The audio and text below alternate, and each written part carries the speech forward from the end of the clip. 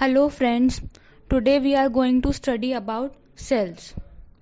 Cell is the basic structural and functional unit of life. It was discovered by Robert Hooke in the year 1665.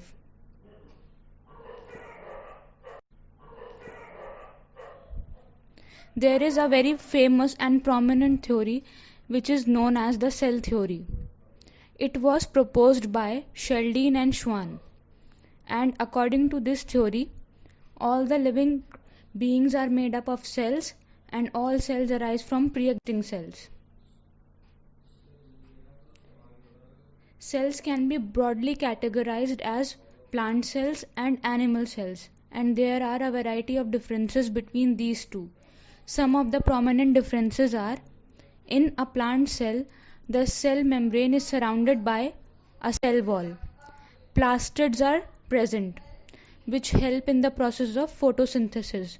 Vacuoles are generally bigger in size, and the nucleus is located towards the boundary or the periphery of the cell. Whereas in an animal cell, the cell wall is absent. Plastids are absent too. The vacuole is either absent or it is very small in size. And generally, the nucleus is located in the center of the cell.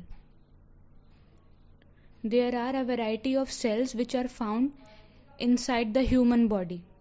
As you can see, the smooth muscle cell, blood cells, the white blood cells or the red blood cells, nerve cell, bone cell, and the fat cell.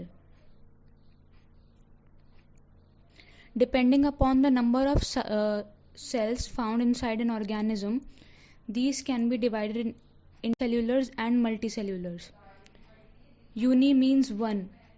So unicellulars are those organisms in which only one single cell is found, and that single cell performs all the functions of the body.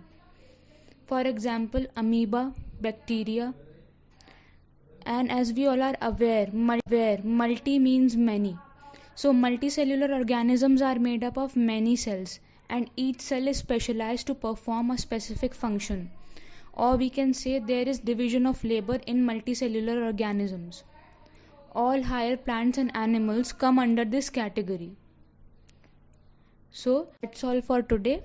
Thank you. In my upcoming video, I will be discussing about various cell organelles or various parts of a cell. So stay tuned.